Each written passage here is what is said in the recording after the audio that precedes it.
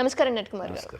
సరే, అసెంబ్లీ సమావేశాలకి కేసీఆర్ గారు అటెండ్ అయ్యి స్కూల్ పిల్లల్లాగా అటెండెన్స్ వేసుకొని మళ్ళీ వెంటనే బయటికి వెళ్ళడం జరిగింది. దీని మీద మీ రియాక్షన్ ఏంటి?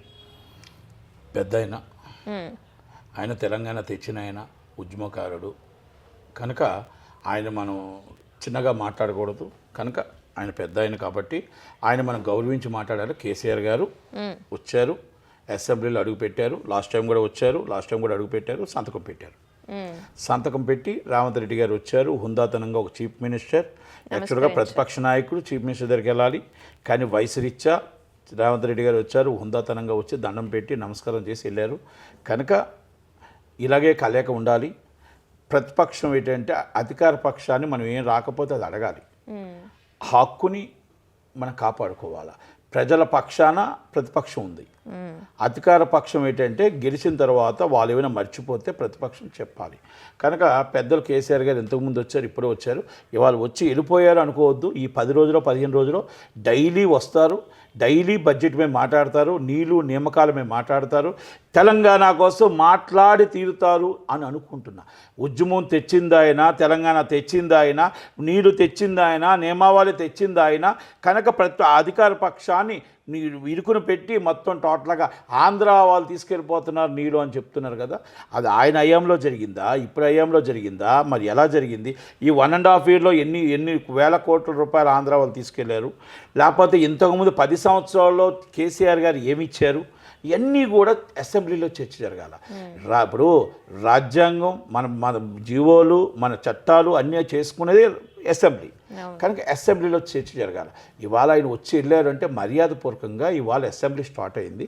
కనుక వచ్చారు, కూర్చున్నారు, మర్యాదపూర్వకంగా చీఫ్ మినిస్టర్ గారిని కలవాలి. చీఫ్ మినిస్టర్ గారు వచ్చి వయసురీత్యా కలిశారు. కనుక ఇలాగే కలయికలు ఉండాలి. అలాగే ఆయన కేసీఆర్ గారు చెప్పిన మాటలు రేవంత్ రెడ్డి గారు వినాలి.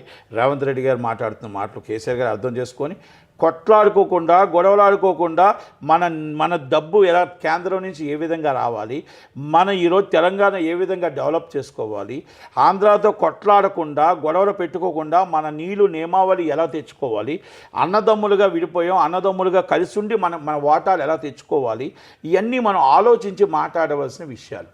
కనుక అన్ని పెద్దలు కేసీఆర్ గారికి తెలుసు. 10 సంవత్సరాలు, జగన్మోహన్ రెడ్డి గారు 5 సంవత్సరాలు, కేసీఆర్ గారు 5 సంవత్సరాలు చాలా చక్కగా ఆయన నడిపారు, చక్కగా ఉన్నారు. మరి ఆయన హయాంలో జరిగాయని వీళ్ళు అంటున్నారు, ఈయన హయాంలో జరిగాయని వీళ్ళ హయాంలో జరిగాయని వాళ్ళు అంటున్నారు. కనుక ఏది నిజం ఏది అబద్ధం అనేది చర్చ జరగాల. ఆ చర్చ అసెంబ్లీలో హుందాతనంగా జరగాల. మనం ఆల్రెడీ కేకలు అరుపులతో కాదు, హుందాతనంగా చీఫ్ మినిస్టర్ గారు ఏం చెప్తున్నారు, ప్రతిపక్ష నాయకుడు కేసీఆర్ గారు ఏం చెప్తున్నారు వినాలి. ఎందుకంటే కేటీఆర్ గారు మనకు కొన్ని అర్థం కావు. కేటీఆర్ గారు అంటే 4 తిట్లు తిడతాడు, 4 మాట్లాడతాడు. ఆల్రెడీ రేవంత్ రెడ్డి గారు ఆయన ఏం ఊరుకుంటాడు, ఆయన 8 తిట్లు తిడతాడు, 4 మాట్లాడతాడు. కానీ ఆయన అర్థం అవుతాయి, కేటీఆర్ గారు అర్థం అవ్వవు.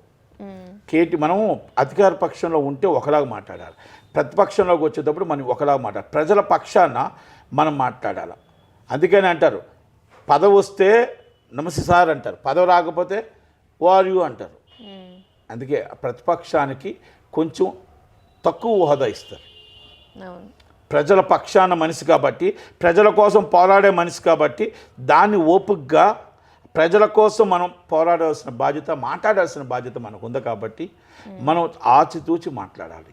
ఇకపై ప్రజల్లో ఉంటారంటారా మరి కేసీఆర్ గారు? ప్రజల్లో ఉంటారని, ప్రజలతో మమేకం అవుతారని, మొత్తం అసెంబ్లీ జరిగిన దాకా రోజు వస్తారని, మొత్తం టోటల్గా చర్చ జరుపుతారని, నీళ్ళు నియామకాల కోసం మాట్లాడతారని, మొత్తం టోటల్గా నాగార్జున సాగర్లో మొత్తం టోటల్గా ఎలక్షన్ రేపనగా ఎందుకు పోలీసులు వచ్చారు, ఎందుకు సెంట్రల్ గవర్నమెంట్ హ్యాండ్ ఓవర్ చేసుకుంది, అసలు ఏం జరిగింది, ఎవరి పాపం, సెంట్రల్ గవర్నమెంట్ ఎందుకు దీంట్లో ఇన్వాల్వ్ అయ్యింది, స్టేట్ గవర్నమెంట్ ఏం చేసింది, అప్పుడు కాంగ్రెస్ గవర్నమెంట్ లేదు కదా, సెంట్రల్ గవర్నమెంట్ బీజేపీ ఉంది కదా, మరి ఇక్కడ జగన్మోహన్ రెడ్డి గారు ఉన్నారు కదా, మీరిద్దరూ కలిపి బీజేపీకే సపోర్ట్ చేశారు కదా, అందుకే ఎవరి తప్పు ఎవరిది నిజం అనేది కొంచెం తెలియాలి. కాబట్టి కేసీఆర్ గారు అన్నీ మాట్లాడాలి, నిజాలు మాట్లాడాలి.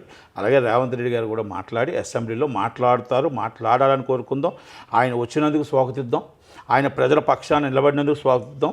ప్రజలతో మమేకమై అందరూ వచ్చి నిలబడి ఆయన ప్రజల కోసం మాట్లాడతాను అని చెప్పి వచ్చినందుకు ఆయన ఉద్యమకారుడిగా, ఒక తెలంగాణ తెచ్చిన దాతగా మనం ఆయనకి ఎప్పుడు స్వాగతించి, ఆయన ఎప్పుడు కూడా తెలంగాణ వాళ్ళందరూ కూడా ఆయన తెలంగాణ తెచ్చాడు అంటారు తప్ప పలానా వ్యక్తి అంటారు. తెలంగాణ ఉద్యమకారుడు అంటారు. టీఆర్ఎస్ అంటేనే తెలంగాణ పార్టీ.